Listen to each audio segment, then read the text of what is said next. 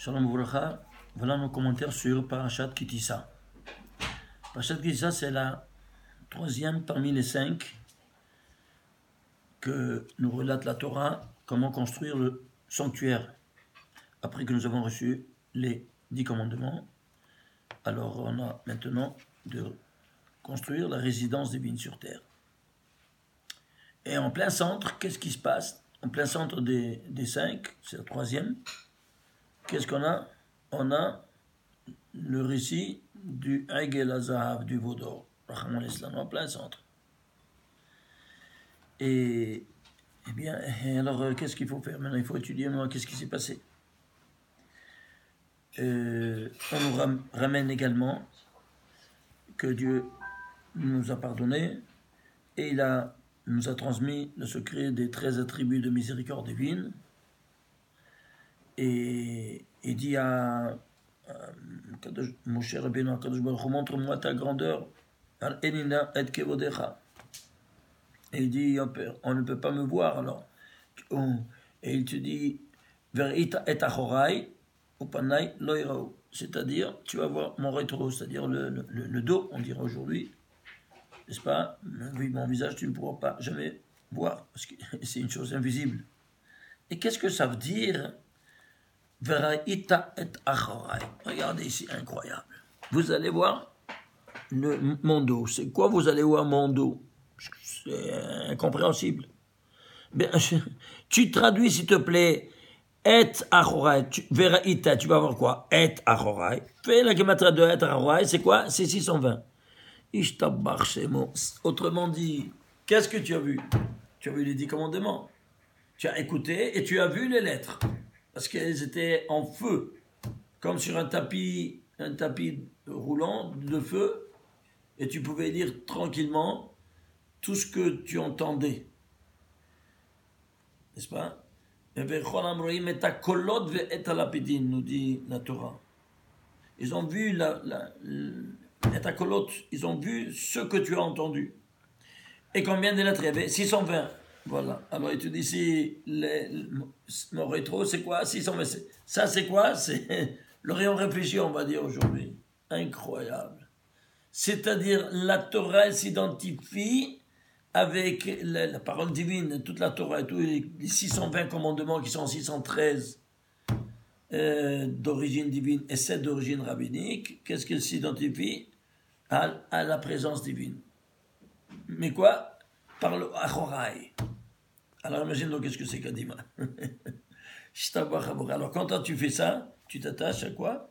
À un nom divin. Très bien. Alors on va continuer à voir un peu ici quelque chose de plus au fond. Regardez, on va prendre ici ces lettres-là, et achorai, les lettres, les tagim et les voyelles. Ça te fait 716. C'est quoi 716? C'est 4 fois 179. 179, c'est quoi? C'est un nombre premier, lequel? 42. 42, je tape 4 fois dans tous les 4 mondes. Tu vas voir l'auteur de la création universelle, le très saint nom divin de 42 lettres.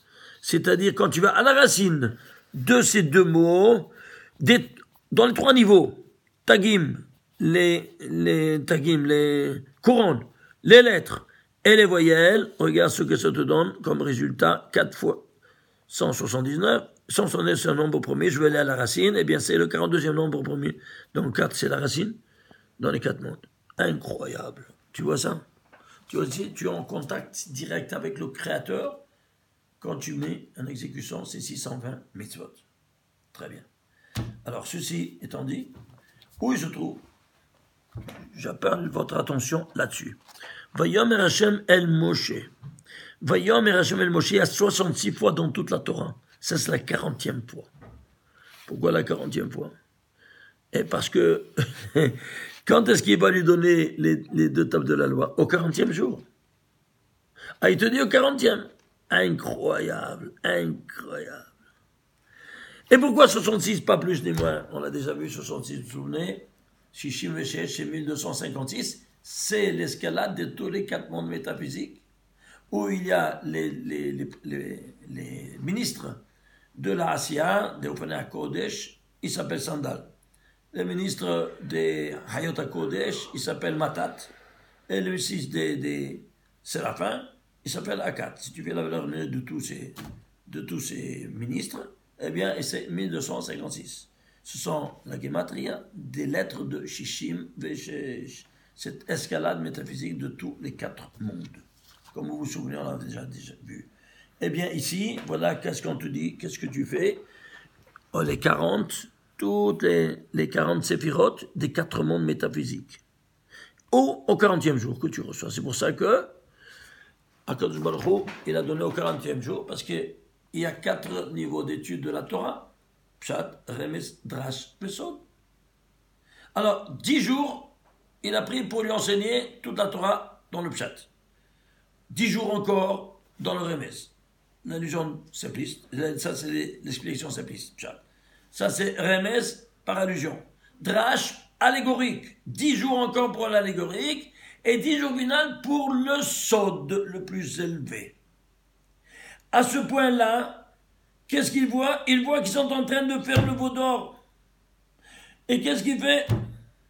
Eh bien, il dit, je vois qu'ils font le veau d'or, mais alors je descends vite pour les arrêter. Non, j'ai pas terminé de te donner tous les secrets du Sod. 1 heure, et s'il serait descendu 1 heure avant, il aurait évité le pire.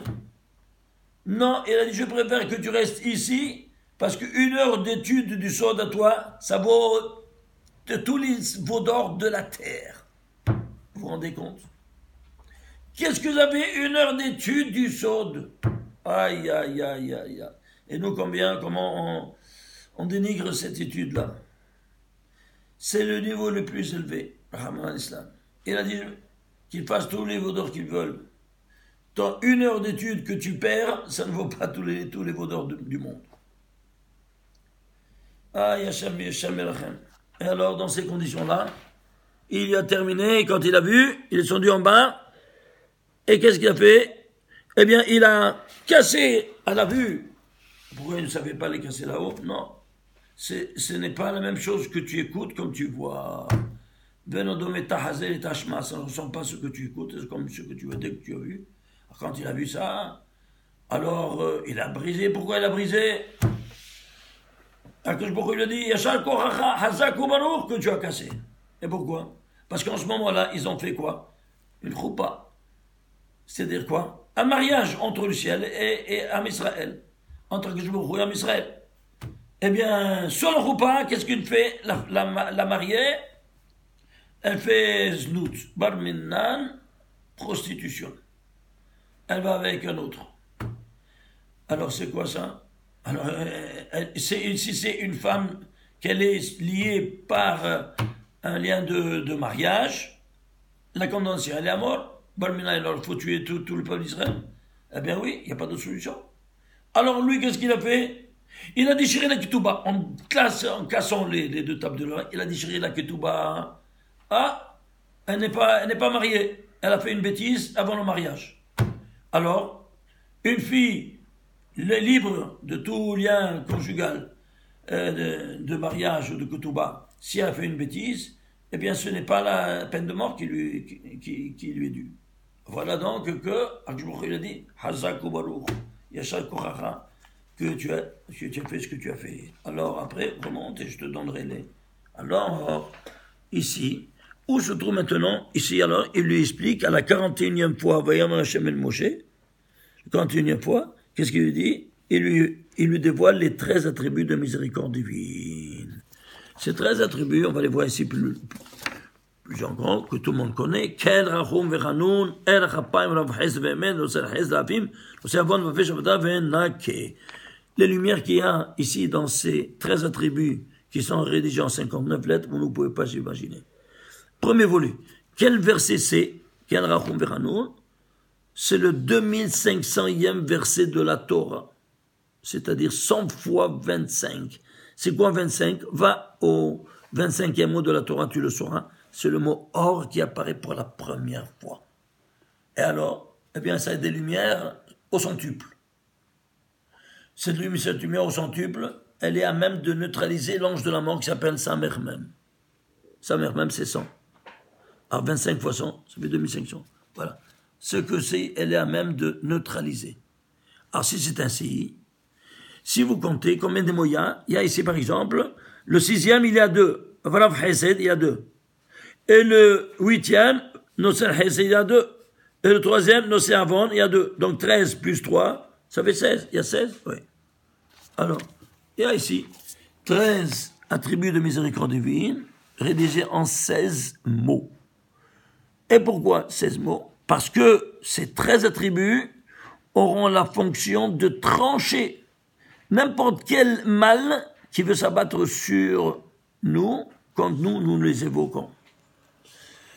Vous voulez une preuve? Je vous donne une preuve. Regardez par exemple. Ici, nous allons voir le plus grand miracle qui a été fait, c'est celui de le passage de la mer Rouge, comme vous savez. Comment il a été fait? En lisant, comme on l'a déjà vu, ces 3 versets qui sont rédigés en 72 lettres chacune, et 72 fois 3, ça fait 216. Les voilà. On a rédigé dans chaque casier une lettre, on a réparti premier verset jusqu'ici, le deuxième à l'envers, le troisième à l'endroit, que vous me rappelez. Donc ici, il y a 72 noms divins qui se forment, qui ont 216 lettres. Et tout ça, où tu l'appelles en cause, regardez où tu l'appelles en cause. Quand tu dis Vayavor, Hashem al panav vayikra, qu'est-ce que c'est Vayavor? Vayavor, il va passer. Vayavor, c'est Ab Rayo. C'est Ab, c'est-à-dire, vous voyez les lettres? Ab, c'est 72. Et que ça reste 216. Eh bien, qu'est-ce qui a passé? C'est ces 72 noms divins que mon cher Rabbeinu, il a prononcé, qu'il a fondu la mer Rouge, rédigé en 216 lettres. Vous voyez? Vayavor, ça fait. Alors que ici, c'est tout codé. Alors, si c'est ainsi, alors, il y a lieu de voir maintenant ça dans les détails. Approchez-vous ici pour voir. On va prendre, avant tout, centraliser notre attention sur le verset, où il commence tout le verset, parce qu'il y en a 2 versets ici, n'est-ce pas, avec 16 attributs. Le premier verset, 2413, et le deuxième verset, 4321. Ça, c'est le 6e, et le 7e de chapitre 34 de l'Exode. Rappelez-vous. Donc, le total, ça te fait combien? Ça te fait 6734. C'est quoi 6734? C'est notre que 91 fois 74. C'est quoi 74? Prends le 74e Anochi de la Torah, c'est Anochi Hashem. Et 91, c'est Hashem, Yud Kevavke, écrit, et tu le lis Amonai. Anochi Amonai Elokecha. Oui? Eh bien, ici, ça c'est 91, c'est 26 plus 65. Ça par ça, ça te demande quoi? Eh bien, ce qui s'est dévoilé au mont Sinaï, qui est maintenant dans ces 2 versets, il se retrouve caché à travers la valeur numérique, le poids numérique de ces 2 versets. Vous vous rendez compte? Quand on dit chaque matin les 13 attributs de miséricorde divine, mais c'est comme si tu trouvais à nouveau au mont Sinaï, alors que tu as écouté sur Anochi Hashem. Incroyable. Mais exactement, il n'y a pas un plus, un moins. Et si nous prenons maintenant les 13 attributs qu'on a vus ici, enfin la gematria de ces 59 lettres, ça sort 3210. Ok? 3210, prenons ici, voir un peu qu'est-ce que c'est. On va prendre les tagim et les voyelles, c'est-à-dire dans les 3 niveaux du message divin. Le total des 13 attributs de miséricorde divine dans les 3 niveaux, c'est 4303. Et c'est quoi 4303? C'est 13 fois 331. Ce sont 2 nombres premiers. Ça ne se divise pas dans aucun autre chiffre. Et 13, c'est le 7e nombre premier. Et 331, c'est 68. Et c'est quoi cette équation 68, c'est quoi? La vie. La vie que quoi? Que ces 13 attributs de miséricorde te redonnent tout bon temps tous les 7 jours. Et sous une autre formule, c'est 4 fois 119. Vous, est-ce que vous vous souvenez de qu'est-ce que c'est 119? Dans tout le récit des 7 jours, il y a 119 fois le mot Adam, codé. 118 fois codé et une fois en écriture directe. Et pourquoi 4? Dans les 4 mondes, Bia, Atzilut, Beria, Yetzia, Asia, il te donne la vitalité. C'est de nouveau, quoi? C'est 13 attributs de miséricorde divine. Ceci étant dit, alors maintenant, qu'est-ce qu'on va voir? On va voir maintenant ici cette dimension-là de 13. On va voir ici ce Abraïo, c'est-à-dire les 72 avec c'est écrit en 216 lettres. On va faire la guématria du quoi? La guématria des lettres, n'est-ce pas? Et ça sort de tout ça, on a vu, de ces 3 versets, tous ces 216 lettres, 9143. Et les lettres des 13 attributs, parce que Vayavor, il appelle encore ça et ça, alors tu vas faire les deux. Et les 13 attributs, et la guématria des 13 attributs, c'est 3210, et la guématria de ces 216 lettres. Tu appelles en cause quoi? 12 353. Et c'est quoi 12 253? Eh bien, on va le repartir, et il se divise, parce qu'on doit aller à la racine, n'est-ce pas, comme d'habitude. Et c'est 11 fois 1123. C'est quoi? 11, c'est le 6e nombre premier. 1123, c'est le 189e nombre premier. Le 6, c'est 2 fois 3. Encore, tu vas à la racine, n'est-ce pas? Et le 189, ce n'est autre que 3 au carré par 7. Ça fait en nombre premier, attention, hein. Alors, le 7, c'est le 5e nombre premier. 5, c'est le 4e. Alors, voilà la résolution finale, c'est quoi? 2 en puissance 3 par 3 en puissance 3, c'est 216. Ishtabach Shemo, c'est quoi 216? 216, c'est le volume des 2 tables de la loi. Comme vous savez, regardez, on a porté ici, voilà. Excusez-moi.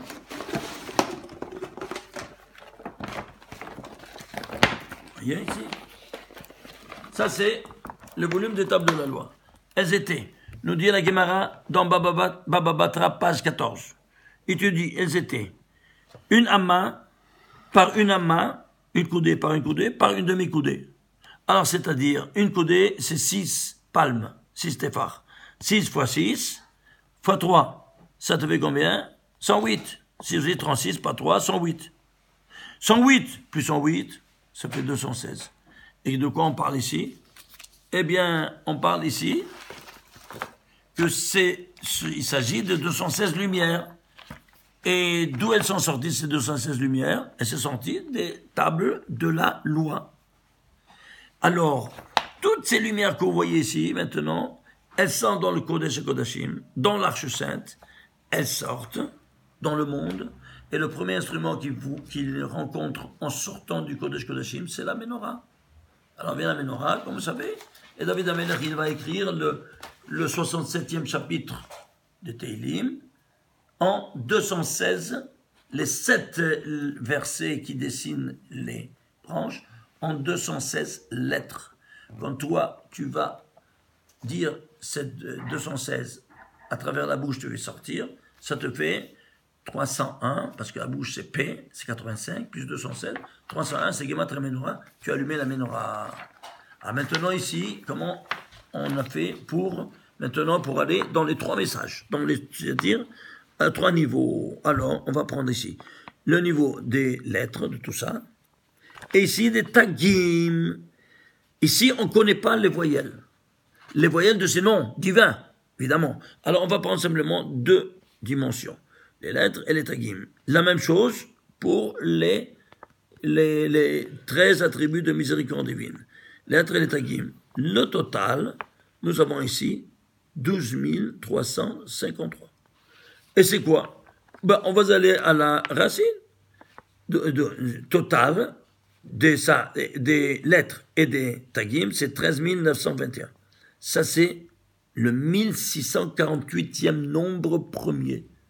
Et c'est quoi celui-là, 1646? Ben ça, il se décompose parce qu'il y a un nombre pair. 2 en puissance 4 par 103. C'est quoi 103? Eh bien, 103, c'est Yod Gimel en entier, les 13 attributs de miséricorde en détail. Yod écrit en détail et Gimel en détail. Ça te fait combien? Ça te fait 103. 20 plus 83, c'est 103. Donc ça, on parle des 13 attributs de miséricorde divine. Et c'est quoi 16? Ah, c'est quoi 16? On va voir tout de suite. Mais avançons maintenant à la base de ce 103. 103, c'est le 28e nombre premier. Ici, c'est dans puissance 4, on ramène ici et on descend. Ici, 28, ce n'est autre que 2 au carré par 7. N'est-ce pas? Et 7, c'est le 5e, 5, c'est le 4. De nouveau, tu as ici 2, tu as ici, qu'est-ce que tu as? Tu as 2 en puissance 4 par 5, 5, 2 en puissance 4. 16 par 16. Et alors, c'est quoi? Vous vous souvenez, on a parlé de 16. C'est l'épée du Créateur. Cette épée-là, on la met en fonction quand on évoque les 13 attributs de miséricorde divine. Et si on les évoque avec ces 216 lettres, regardez ce que ça fait, 16 au carré. Et tu peux me montrer quelques exemples d'actions. Oui. Le plus grand miracle, on l'a vu parce que c'est ça qui est. Ces noms-là ont ouvert la mer Rouge. Là, oui. Ah ben regardez. Le cantique de Moshe Rabbeinu. Ah, c'est Asher Moshe que tout le monde connaît. Il y a ici 774 lettres. Eh bien, dans les 774 lettres, il y a simplement les lettres 16. Yod et Vav, c'est 16. 16 fois. Vous vous rendez compte? Les voilà, allez les voir. Elles sont une derrière l'autre 16 fois. 11 fois Vav Yod et 5 fois Yod Vav. Alors, ici, c'est quelque chose de spectaculaire. Il faut, si vous voulez voir ici, ça prend du temps, mais par exemple, si vous prenez Vav Yod, vous les mettez ici, la valeur numérique, où se trouvent dans les mots, les 2 mots qui sont concernés, ou un mot qui est concerné, les voilà, la gematria totale de ces 11 mots, 3003, c'est quoi? 3100, 3 fois 1001. C'est quoi 1001? Le Zohar HaKadosh nous dit, 1001, c'est la miséricorde suprême, qui ressort du nom Elohim, écrit en entier, cumulativement pris. Je répète. Elohim, Aleph, tu écris Aleph en entier. Ensuite, le Lamed, tu reprends Aleph en entier et Lamed en entier. Ensuite, le Hey, Aleph en entier, Lamed en entier, Hey en entier. Ainsi de suite. Il y a 41 lettres. Le total, ça te fait 1001. C'est la miséricorde maximale. Parce que là-haut, il n'y a pas du tout de rigueur, nous dit Rabbi Shimon Bar Yochai. Et quand tu fais une action à 3 reprises, qu'est-ce que tu fais? Eh bien, tu fais une annulation totale de toutes ces rigueurs qui retombent sur toi. D'ailleurs, si tu fais la guématrie de toutes ces 774 lettres, eh bien, la racine, 48 000 et quelques, la racine, tu retombes à 22 600, c'est-à-dire 100 fois 26, comme on l'a vu déjà autrefois. Et si ce n'est que ça c'est au niveau micro, d'une page, d'une colonne, prenons au niveau macro. Ici, prenons la 16e paracha. C'est paracha de Béchalar, voilà, ça c'est la liste de toutes les parachutes jusqu'à Béchalar. Béchalar, c'est la 16e. Eh bien, Béchalar 16e, soit au niveau micro, soit au niveau macro, dans toute la Torah. Qu'est-ce que vous voyez? Vous voyez comment cette épée, elle a agi en plein. Dans quoi? Dans la paracha de Béchalar et dans le paracha de Béchalar, il y a ici, dans la colonne 78, pourquoi? De la Torah, parce que c'est 3 fois 26, une miséricorde qui s'est établie de façon permanente pour Am Israël. Alors, ceci étant dit, on va maintenant quoi? On va enlever, on va prendre la gematria de tous ces mots, et regardez, la gematria de tous ces mots qui sont connaissés, hein, c'est 5469. Eh bien, vous redescendez toujours en le décomposant, ça fait combien? 18 fois 47. 18, c'est Chai. 47, c'est quoi? Ce nom de Dieu, de miséricorde, interne et externe. 26 et 21, et qui est, comme vous savez. Eh bien, 47, c'est quoi? C'est un nombre premier, le 16e. Tu vois, 18 fois 7, à nouveau. C'est-à-dire, à tous les niveaux, tu vois toujours cette épée du Créateur qui intervient à travers quoi? À travers la miséricorde que nous demandons. Ceci étant dit, nous voyons ça continue évidemment, mais on a écrit tout un livre à ce propos sur le 16. Mais ce que je vais vous montrer ici maintenant, c'est quoi? C'est ici maintenant, quand Akadosh Baruch Hu, il a pardonné évidemment, et surtout, je vous ai pas dit une chose importante ici, excusez-moi, c'est quoi? C'est quelle colonne elle est, les 13 attributs de miséricorde, 101e colonne. Pourquoi 101e colonne de la Torah? 101, c'est quoi? Michael, je t'embarque chez moi. Et Michael, c'est l'ange gardien d'Israël. C'est-à-dire que il est dans le même contexte qui lui est propre de Midat Arahamim complète. C'est-à-dire ici, rien n'est gratuit, ni la colonne, ni la ligne. On n'est pas en train maintenant, même dans la ligne, c'est quelque chose de vraiment incroyable. Bien, on va voir ça tout de suite. Alors ici, on a vu ici, quoi donc? On a vu cette dimension première. On va voir maintenant quand Moshe Rabbeinu est descendu, nous apporter l'étape de la loi. Et ils ont vu quoi? C'est la fin de la paracha. Que son visage était rayonnant et il avait des karan or panav. C'est-à-dire, il avait des lumières qui sortaient de son visage. Oui? Voilà ce que c'est écrit. Regardez-moi ici. Ah, c'est quelque chose de spectaculaire ici. Regardez. Ici, Vayomer Hashem el Moshe. Ça, c'est la 42e fois. Vous savez dans la Torah pourquoi 42? Parce que, et maintenant ici, on va voir maintenant sur son visage. La présence divine. Et vous voyez que ici, il a descendu Shnei Lohot, n'est-ce pas, Aïdout, les deux tables de témoignage qui valent 216. Et voilà qu'ils ont vu que son visage était Karan Or Panav. Cette expression retourne à 3 reprises. 1, 2, et la 3e fois, avec une petite variante. Il n'y a pas Panav, Karan Or Panav, Karan Or Penei. Ça change tout. Allons voir. Alors, quelle ligne se trouve là, ce premier Karan Or Panav? Eh bien, regardez quelle ligne se trouve. C'est là, voyez ici, 4275e ligne. Pourquoi? Tu le décomposes, c'est 3 en puissance 2 par 5 en puissance 2 par 19. 19, c'est le 9e nombre premier, 9, c'est 3 au carré, 5, c'est 4, n'est-ce pas? Donc et ça c'est 3, ça devient 3, avec ici 3 au 2, ça fait 3 au niveau 4. La place où il se trouve, il y a 6 fois 216, le Keli, c'est le récipient qui porte ce récit, il se trouve ici, où il rayonnait de quoi? De ces 6 fois 216. Et qu'est-ce qu'il avait dans sa main?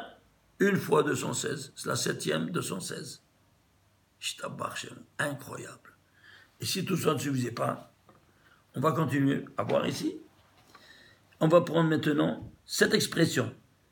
Karan Or Panav. 772, c'est Karan. Les tagim et les voyelles, ça te donne 923. Maintenant, on va prendre avant tout les lettres. Tu vas prendre les lettres pour la première, les lettres pour la deuxième, et la troisième qui vaut 766 parce qu'il manque un vav. Et tu vas prendre les tagim et tu vas prendre les voyelles. Regardez ce que ça sort, s'il vous plaît. Regardez. Alors, ça, c'est 2310. C'est 10 fois 231.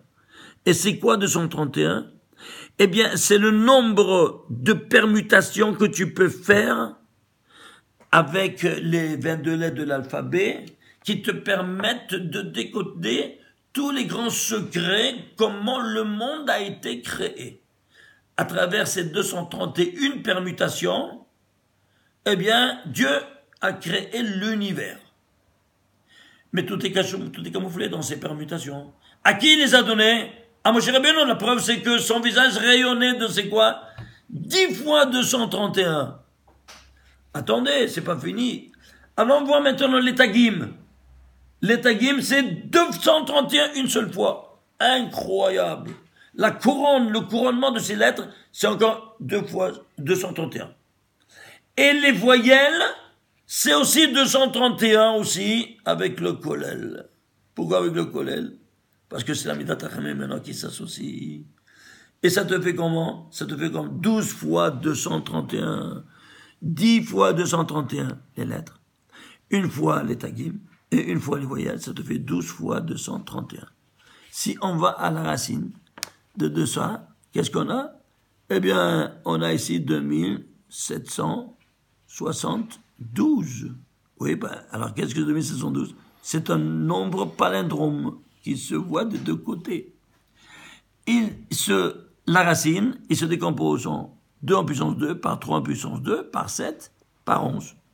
11, c'est le sixième nombre premier, 6, c'est 2 fois 3, 5, c'est 4, on est arrivé à la base, c'est 2 en puissance 5 par 3, en puissance 3, c'est 4 fois 216, Et alors, qu'est-ce qu'on a? On a ici la ligne 6 fois 216, et ici, ce qui rayonnait son visage, avec les tagim et les voyelles, eh bien, ça nous donne combien? Ça nous donne encore 4 fois 216. Ça te fait combien? Ça te fait 10 fois 216. Et la lumière environnante qui sortait de tous ces 10, d'où? Des tables de log, c'est la 11e fois 216. La 11e parce que c'est ça qui fait rayonner les 10. D'où ça provient? Mais est-ce qu'un homme, il peut rédiger un livre en tenant compte de tous ces paramètres, franchement? Hein? Regardez, une chose incroyable, c'est spectaculaire. Tu vois qu'est-ce qui rayonnait son visage. Parce que Dieu lui a transmis tous les secrets pendant les 10 derniers jours qu'il a passé là-haut, Mont Sinaï, on lui donnait tous les secrets de la Kabbale. Et tous ces secrets-là nous sont enfermés dans les 231 permutations des lettres. Comment il a créé le monde. Non seulement les lettres, aussi les tagim. Non seulement les tagim et les lettres, aussi également les voyelles. Mais vous vous rendez compte? Ah, quand j'ai vu ça, j'ai pété les plombs. C'est pas possible. C'est pas le jeu du hasard, vous comprenez? Ils sont pas chanceux, ces barbus. Mais alors, comment est-ce possible? Et on ne voit rien de rien. Regardez, une petite permutation. Pourquoi il y a eu un changement? Karan or panav, Karan peine. Pour changer, pour arriver à cette valeur numérique. Tu comprends ça maintenant? C'est pas de la folie. Et ces trois courants.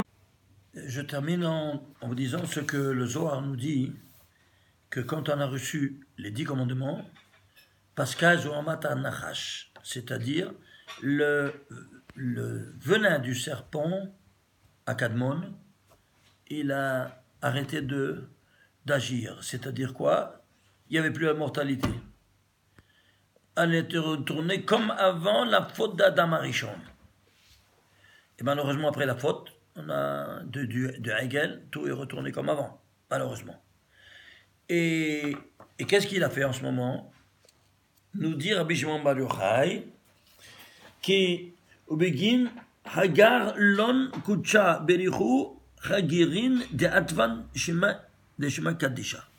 Il a loué, ça c'est, je vous lis là, c'est le Zohar, Parashat Kedisha, page 193b.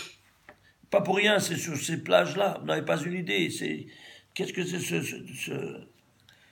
cet homme-là? C'est un malach, un ange qu'on a reçu, en nous dévoilant tous ces secrets-là. Vous n'avez pas une idée. Qu'est-ce qu'il a voulu dire dans cette phrase-là?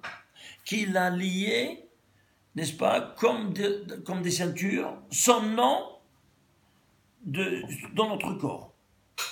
On ne comprend pas. Alors, les Mfarshim, ils ont dit, voilà. Vous voyez ici, ça c'est le corps. Eh bien, le yod, son nom, il a lié son nom. Le yod, il a lié au crâne. Le hei, aux mains, aux bras. Le vav, à la colonne vertébrale, et le finale, aux jambes. Alors, c'était un commentateur. Ils ont dit, voilà, c'est ce qu'il a voulu. C'est-à-dire quoi?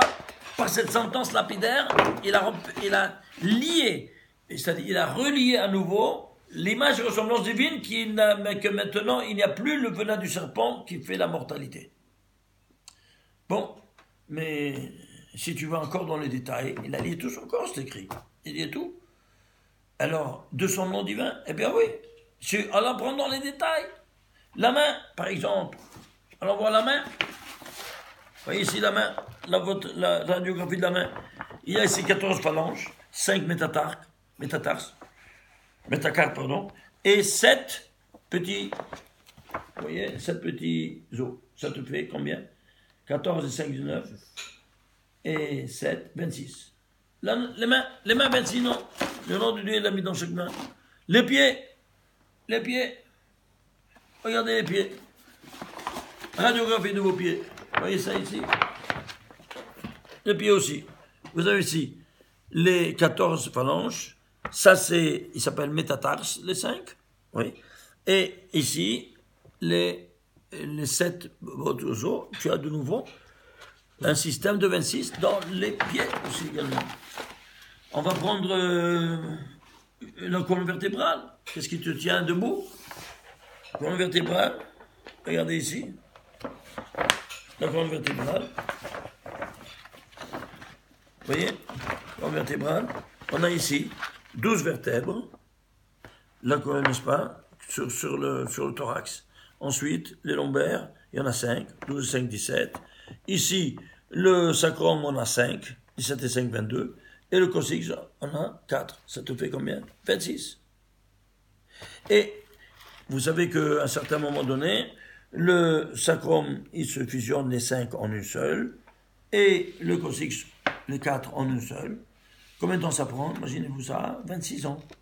C'est-à-dire 26 révolutions astrophysiques qui sont en dehors, qui n'ont rien à voir avec ton système, n'est-ce pas, biologique, eh bien, il est en harmonie totale. Il te faut 26 révolutions astrophysiques pour que ça devienne en une seule. Alors, on a un nouveau calcul. 1 plus 1, ça fait 2 et 5, 7. Et 7 et 12, 19. Et les 7 cervicales, ça fait 26. Pourquoi on ne les a pas comptés avant? Parce que quand on est jeune, la tête va d'un côté et le corps va de l'autre. Mais à 26 ans, on s'est établi. Alors tu as tout un système de 26. C'est un bar chez moi. Et si tout ça ne te suffisait pas, on va prendre comment tu respires et tout ça. Comment tu respires? À travers le thorax, bien. À travers les poumons qui sont dans le thorax. Et alors, ici tu as aussi également, combien d'écoutes on a? On a ici, 1, vous voyez ici, 1, 2, 3, 4, 5, 6, vous voyez, 7, 8, 9, 10, 11, 12, et la clavicule 13, 13 et 13, 26.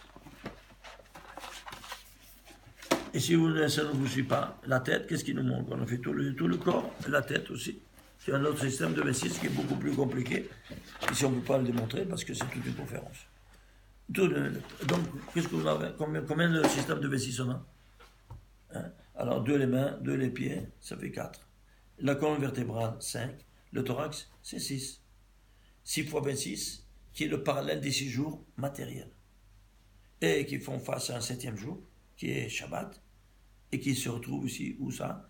Dans la tête, 7e système de 26, qui fait part de quoi? De la dimension du domaine spirituel, tout comme le Shabbat est spirituel. Ishtabbar chez nous. Même infrastructure temporelle, 6 plus 1. Même infrastructure biologique, physiologique, 6 plus 1. Comment est-ce possible? Et tout ça, il te le dit, Rabbi Shimon Bar Yochai, où ça? À page 193. Et pourquoi 193? Tu peux le décomposer? Ouais, c'est le nombre premier. Lequel? 45e nombre premier. Pourquoi 4 fois 45? 45, c'est Gematria Adam! Ishtabbar Shemo. Incroyable. Et puis, imagine-toi, regarde, il te passe la page de suite après, parce que c'est 193b. Quand il passe, il te dit, Moshe, Et voilà qu'il avait un Karen or panav. Où c'est? Le début de la 194e page. Début de la 194e page. Hein? Et c'est pour 194. 194, c'est quoi? C'est 2 fois 97. Et c'est quoi 97? Le 26e nombre premier, Ishtabach Shemo, 2 fois. Pourquoi? Parce que c'est la deuxième fois qu'Adam y retourne. Et alors, il a terminé la Joamat Nahash. Alors, quand il dit une chose pareille, il connaissait toutes les... C'était un ostéopathe ou quoi? C'est quoi ça? Hein? Mais vous imaginez, moi quand j'ai vu une conférence, j'ai montré ça. C'était, je me souviens, il avait ces trucs à la Vachalam, il avait fait une grosse conférence dans un grand hôtel ici. Ils sont venus avec 700 personnes dans leur voyage qui venait en février. Et il m'avait demandé, viens, il y a tous des professeurs, des docteurs, vas-y, fais sur le corps humain. J'ai fait sur le corps humain. Il est sorti un professeur ostéopathe de Cannes. Il dit, monsieur Rabin, vous trompez, il y a 27 os. Comment 27 os? Ouais, il y a 27 os dans le main. Vous pouvez me les dire? Et là, il est non, tout ça. Eh bien, il pisiforme.